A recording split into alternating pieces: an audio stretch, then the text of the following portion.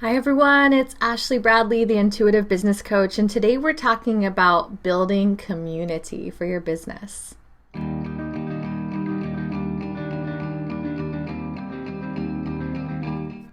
Okay, before we dive into this topic of building community, I wanted to just define what I mean by community. I would say that this would be a thing that we might call an audience, a gathering, a following of people that are somewhat interested or might be interested in what you do within your business. And it doesn't have to be something that's occurring in person. Obviously, there's a lot that happens online today as well. So I want to go through 3 different aspects that I think you'll find really useful and you really want to consider if you've been focused on building your community or if you've been finding a little bit of struggle when it comes to building your community. I will share some concepts and I'll also share with you some things that have worked for me personally. So first off, I think that it's good to find your own way with building a community versus trying to mimic or replicate what other people in your industry are doing. Because I do think there's a few aspects that are important to this. It's important for you to be enjoying the community and whatever it is that you're doing, right? To be adding to this community. And if you don't have that enjoyment and get that satisfaction out of it, you're not very likely to follow through with it. And that's a big one. I also think that it shows if you're doing something because it's fun and you enjoy it versus because you feel like you have to, or it's like a good thing to do for sales or business. People can feel that. Oftentimes when we're building community or we're creating an audience, the things that we're doing are not always going to lead to direct payment or money. And so I think that's another reason why it's really important to find what you enjoy. And there's a lot of options out there. So I'd say first off, consider if it's going to be more in person or online. I think most people these days are venturing more into the online space. And think about the kinds of things that you enjoy exploring, whether you're more about making videos or having interaction from different people, if you're open to have it be something that's maybe live. Is it scheduled? Is it impromptu? So a lot of this is going to be based off of your own preferences. And it's also going to be based on the time that you have to commit to it, right? Just based on your schedule. I will say that I'm a big believer in trial and error, that it's good for you if you're just getting into building your community to try different things so that you can find what you really enjoy, what you like, as well as what other people are really responding to. Oftentimes I see people giving up too early and too soon. So make sure that whatever you choose, that you're actually giving it a chance to work before you ditch it. I'll tell you what's working for me really well is since November of last year, so November of 2018, I started doing lives on Facebook. And it's a weekly thing for an hour. I recently started doing it on YouTube as well. But for a long time, it was just really on Facebook. And it was that hour of me, which I do my readings on there. And it wasn't something I'd say that like was instantly popular, but it's gotten really popular and it's built a following where a lot of people come back and they add other people, they tell other people, they know that it's happening.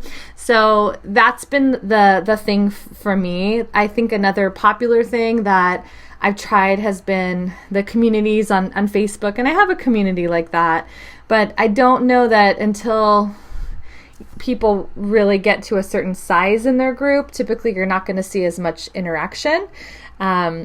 So those are some different things to think about. And the reason that this ended up being my choice in terms of the live is that it doesn't take a lot of preparation because everything is based on the interaction from the people that are watching.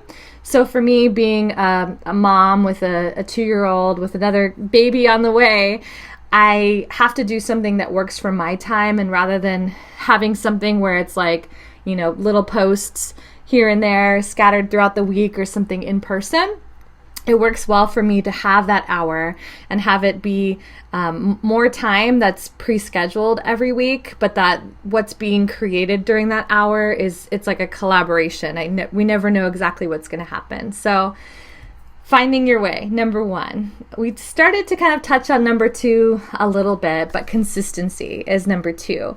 Because in order for you to actually have a community or an audience, they do need at least some sense of predictability. Like if they're going to actually want to follow you or become like a part of what you're doing on a regular basis, they need to know and have some sort of like expectation of what's happening. That's going to be their incentive for, I like what's going on here. I want to come back for more.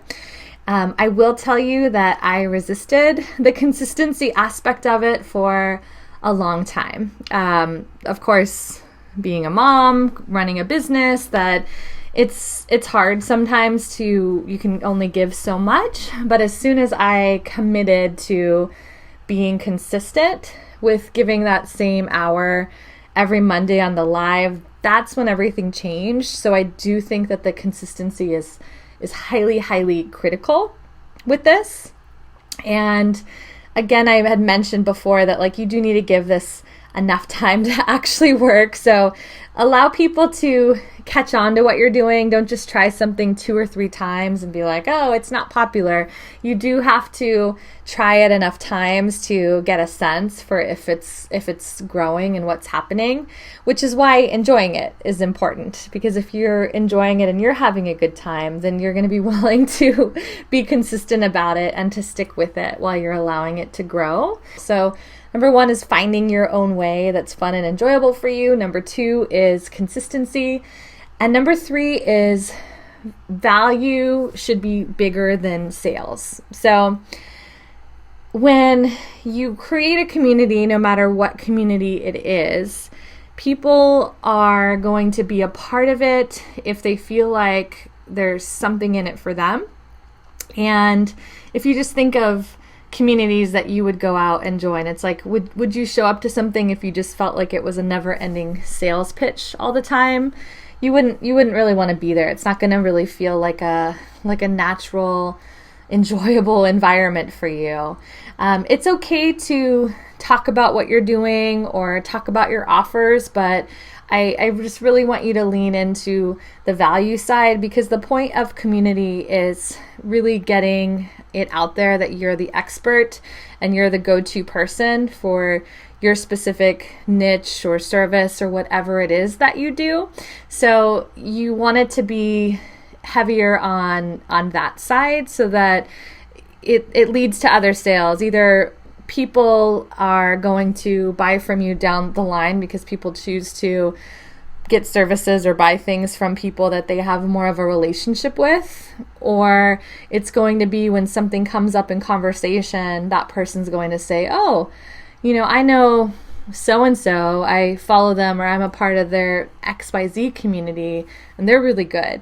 So really think about this as it's your opportunity to build the relationship. I really want to highlight that word. And so I think more important how we were talking about that this has to be fun and enjoyable for you, that is going to show. So I hope that you enjoy what you're doing enough to be putting it out there and building a community, because people will get that sense of if you just enjoy and love doing what you're doing, they're going to be so much more motivated to want to be a part of what you're doing if they can tell that you feel that way about it. So finding your way, finding the thing that you love and enjoy, consistency, and focusing on the value over the sales so that it's more about relationship building. I ask you to subscribe today so that you can keep in touch with everything that I am putting out there. I have a few upcoming videos for the next week. One is going to be about a question that I get a lot of: how do I find my niche? How do I find my specific customer group and narrow it down so I'm more specialized? So we'll talk about that in a next video. I also have a cool video coming up about this idea of surrender, more of that active spiritual sense of surrender, which is so important in life, but also in business. So I'll talk about that concept from a book that I'm reading by the author of The Untethered Soul. You're going to love it. And I hope that you join me on Mondays. That's my community, every Monday on Facebook and on YouTube, Business Magic Mondays, where I do tarot readings specifically about business. So bye, everybody. I'll see you soon.